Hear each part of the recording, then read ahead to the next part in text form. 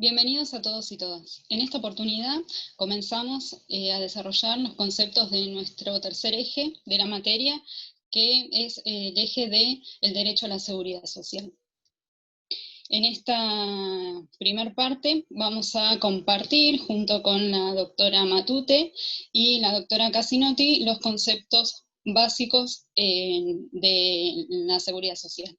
Lo primero que tenemos que analizar es la parte histórica, ¿sí? Y el surgimiento de esta disciplina.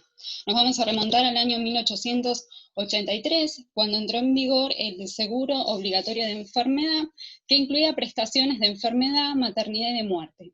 Luego, en el año 1884, el seguro de accidente de trabajo para obreros y empleados de la industria, y finalmente, el antecedente histórico más importante en esta materia lo encontramos en el año 1889 a través del seguro de invalidez y vejez. Fue en Alemania, y de la mano del canciller Bismarck, donde se estableció la obligatoriedad de la previsión de los servicios en el ámbito de las relaciones de producción mediante el seguro social, comprometiendo a la industria y al Estado. En esta etapa, el seguro social se estableció como una forma de previsión que proporcionaba beneficios a cambio de los aportes de los propios interesados. En paralelo, y con la influencia alemana, en Inglaterra, el Estado social dictó en el año 1911 la Ley Nacional de Seguros.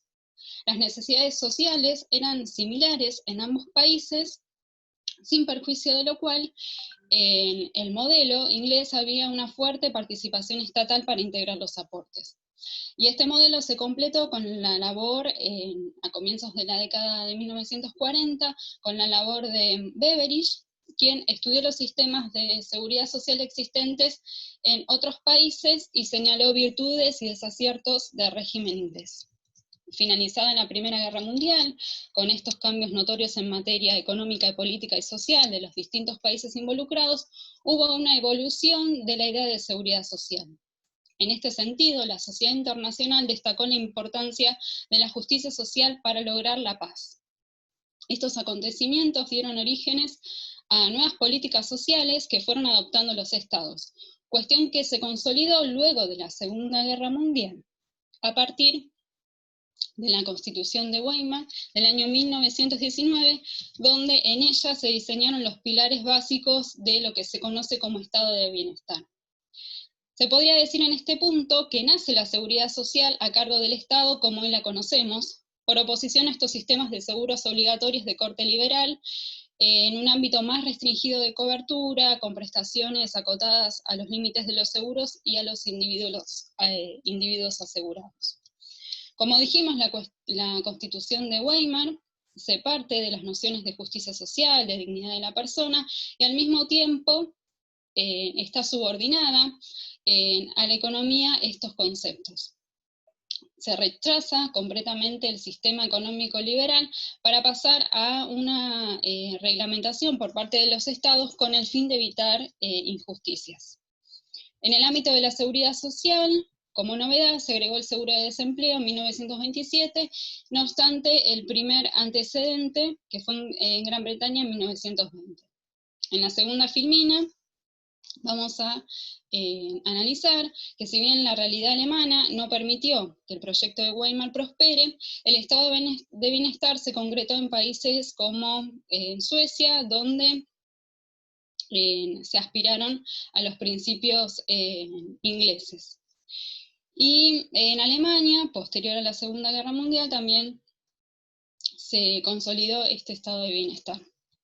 Otro hecho importante fue la Declaración de Filadelfia del año 1944, que se incorpora al anexo de la Constitución de la OIT, dado que en ella se sostuvo que la pobreza es un problema económico y político, y se insistió nuevamente en que la paz permanente solo puede basarse en una justicia social.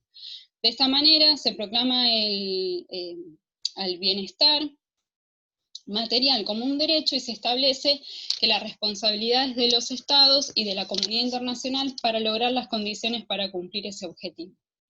A mediados del siglo XX nació la seguridad social en su moderna significación a partir de la expresión del ámbito de la cobertura de los riesgos, orientado a este principio de universalidad. Se extendió la protección de los trabajadores independientes y posteriormente a todos los ciudadanos. Esta expansión de seguridad social impulsó a la sociedad a asumir una responsabilidad general por sus miembros más desprotegidos. En 1944, como ya dijimos, la OIT en su declaración de Filadelfia ubica la seguridad social como un instrumento internacional, resaltando la necesidad de extender su cobertura. En la tercera filmina vamos a ver cómo en el año 1952 la OIT adopta el convenio 202 que establece la norma mínima de seguridad social donde se desarrollan niveles básicos de cobertura, prestaciones y condiciones de acceso. Es muy importante este convenio porque nuestro país lo aprobó en mayo del año 2011 mediante la ley 26.678.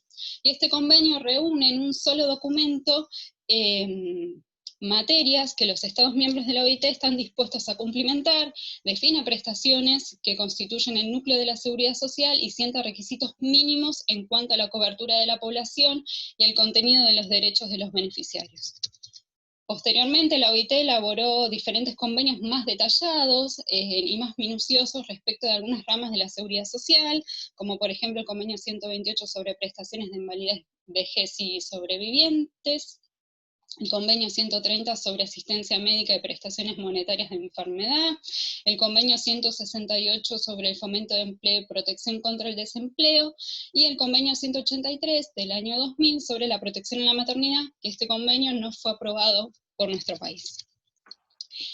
El ideario tradicional del estado de bienestar comenzó a ser cuestionado en las últimas décadas del siglo XX, desembocando las políticas neoliberales y reforzando estructuralmente el sistema de protección social, donde se introdujeron modelos privados de gestión. Pensemos en el tema nuestro, con el tema de las jubilaciones y con los regímenes privados jubilatorios que estaban en nuestro país en la década del 90.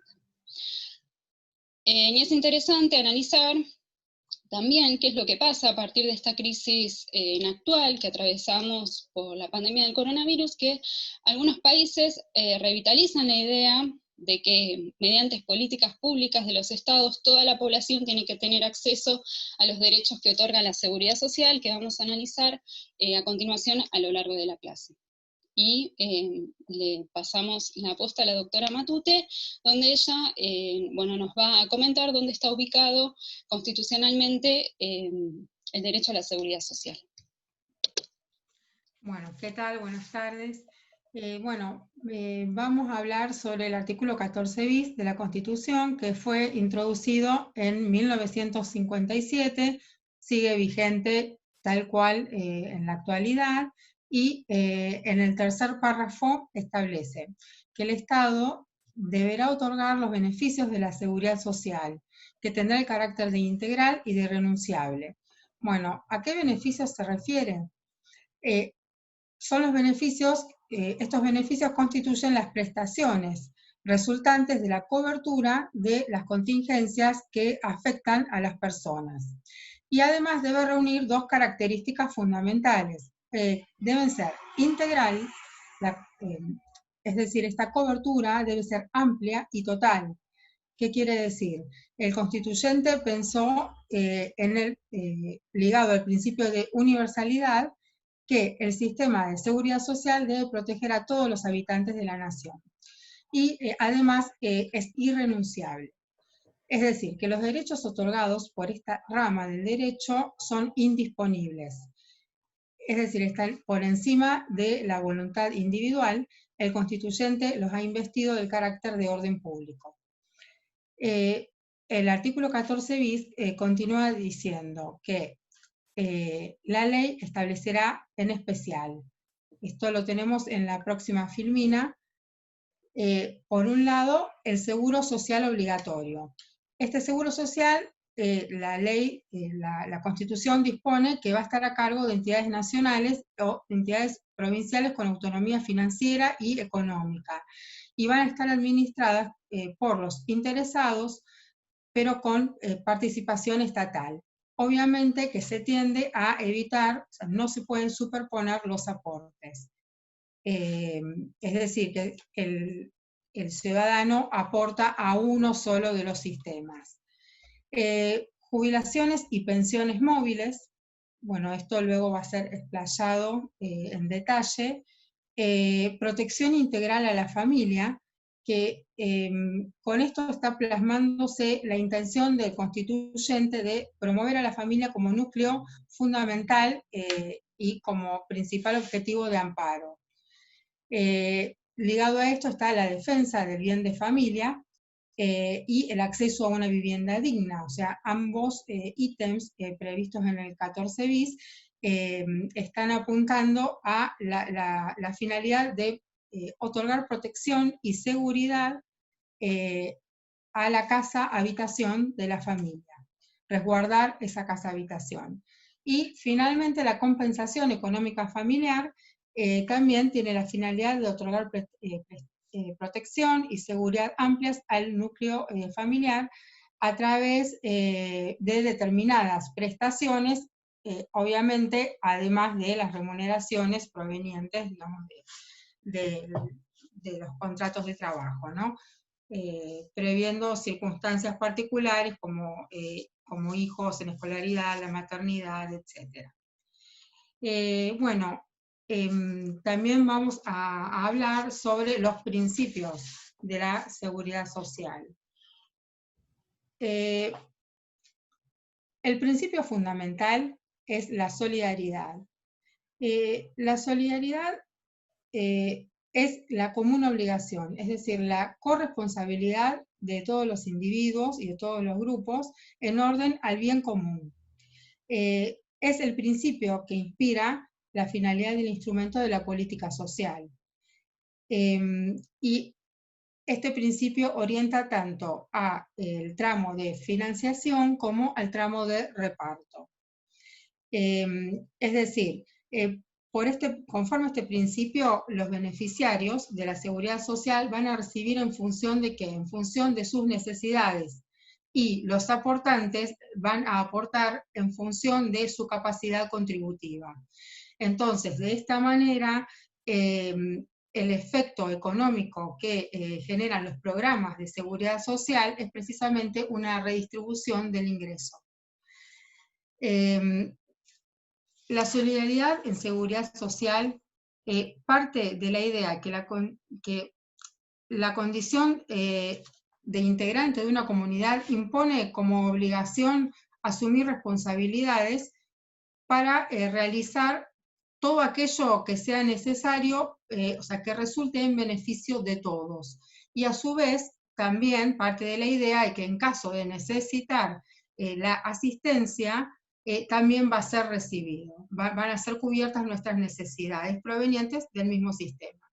¿Qué ha dicho la Corte? Bueno, hay un caso Huergo, José, de 1951, en donde el tribunal reconoció que en materia de jubilaciones resultaba amplia la latitud del legislador.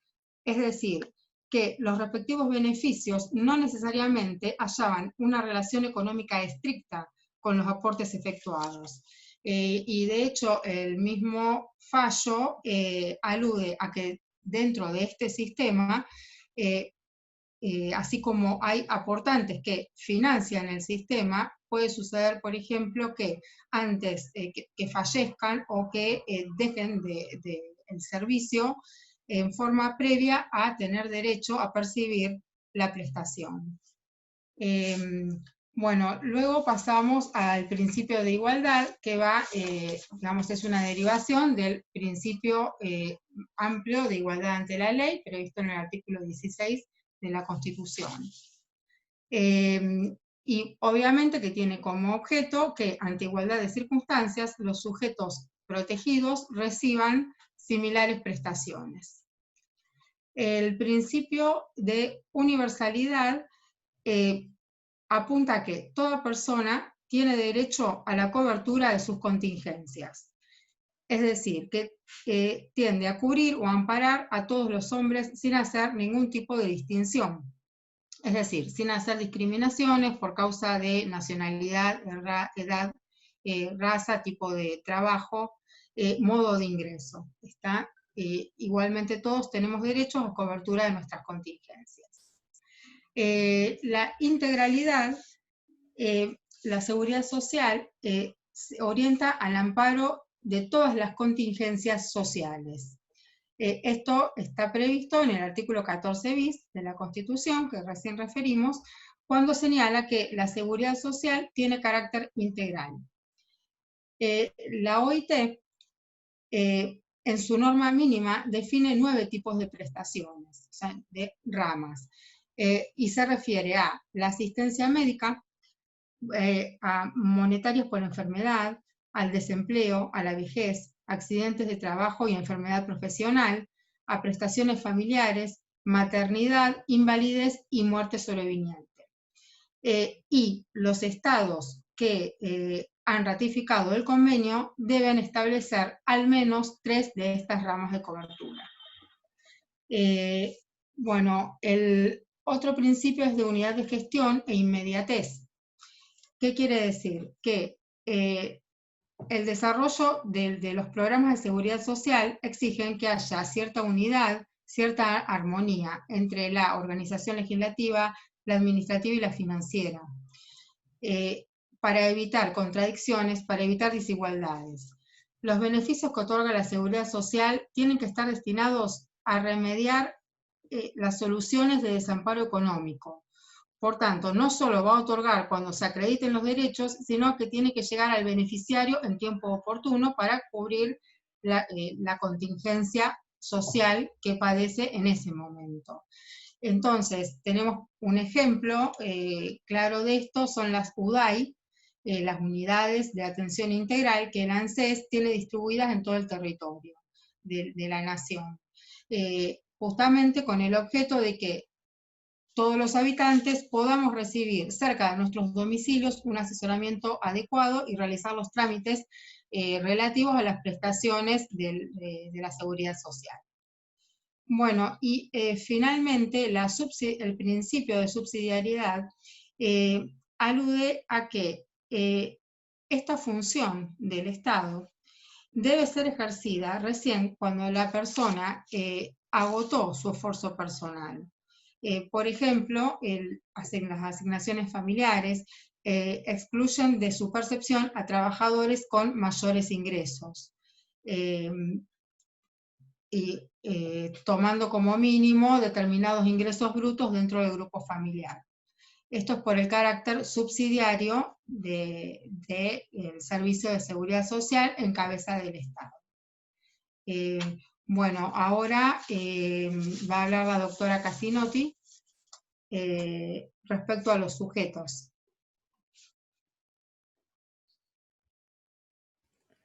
Bueno, muy bien. Me toca entonces hablar ahora sobre seguridad social. Vamos a hablar específicamente, vamos a dar una definición de seguridad social, vamos a hablar de contingencias, sujetos y técnicas de financiación. Arrancamos entonces por definición, en la siguiente filmina, y ahí tenemos lo que es la definición de la OIT.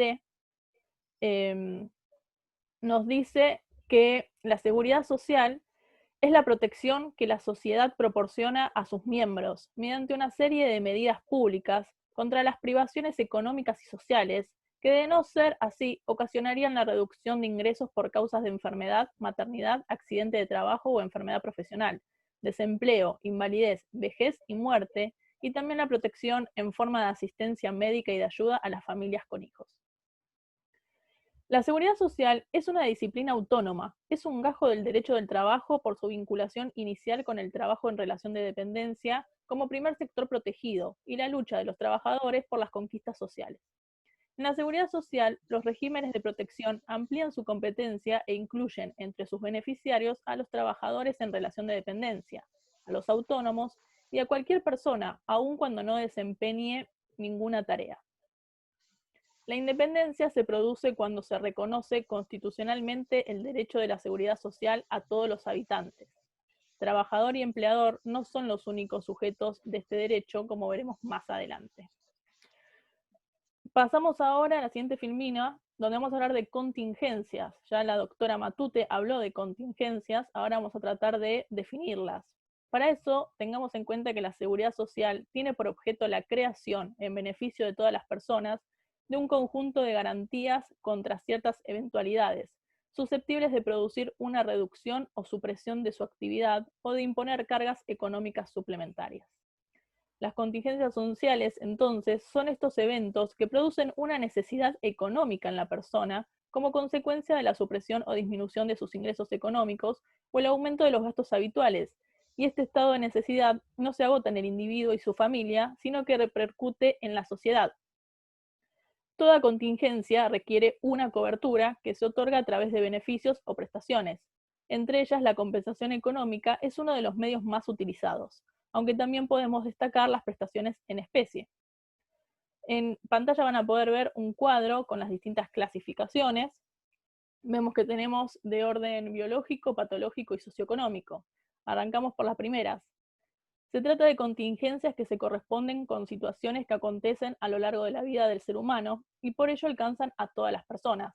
Vamos a ver que tenemos la contingencia maternidad, vejez y muerte, y como respuesta a ellas tenemos las asignaciones familiares, las jubilaciones y las pensiones respectivamente.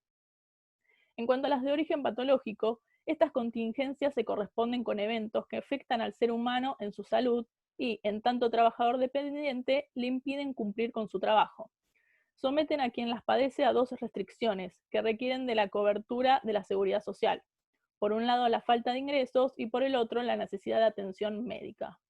Como ejemplos tenemos las contingencias de enfermedad, invalidez y enfermedades y accidentes de trabajo, y como respuestas los salarios por enfermedad y las coberturas de riesgo del trabajo. En último lugar tenemos las contingencias socioeconómicas, que se trata de aquellas vinculadas específicamente a la falta de ingresos, que deriva normalmente de la carencia de empleo u ocupación, y con los gastos ocasionados por las obligaciones familiares que debe atender el beneficiario. Por eso tenemos que estas contingencias son cargas de familia y desempleo. Pasamos entonces a la siguiente filmina, donde vamos a hablar de sujetos. Son 4. El primero es beneficiario. Son aquellos sujetos acreedores de las prestaciones comprendidas en los distintos sistemas y subsistemas de la seguridad social. Según el artículo 14 bis de la Constitución, los sujetos beneficiarios son todos los habitantes de la nación. Sin embargo, por la incorporación de los instrumentos internacionales, debe entenderse que los sujetos protegidos son todas las personas. El artículo 14 bis también reza: la ley establecerá, dejando a manos del legislador la estipulación de cuáles son las contingencias cubiertas y quiénes serán los beneficiarios. Seguimos entonces con el Estado. La propia Constitución estipula que el derecho a la seguridad social debe garantizarse desde el Estado. El Estado asume un doble rol. Por un lado, es acreedor de los aportes y contribuciones, lo cual hace el sostenimiento económico del sistema, y por otro, es el responsable de asegurar la cobertura de las contingencias a los beneficiarios, a través de sus potestades legislativas, ejecutiva y judicial. Seguimos con los entes gestores. El principio de unidad de gestión, que habló la doctora Matute, apunta a la unidad legislativa, financiera y de eficacia administrativa. Tradicionalmente, la gestión de los sistemas de la seguridad social estuvo a cargo de los entes estatales, pero poco a poco fue pasando a manos privadas, como por ejemplo las ART, o sea, aseguradoras de riesgo del trabajo, que son empresas de seguros privadas que dan cobertura en los regímenes de riesgo del trabajo. Hay que destacar que la existencia de los entes gestores de naturaleza privada no exime de responsabilidad al Estado, ni en la fiscalización, ni en el caso de incumplimiento.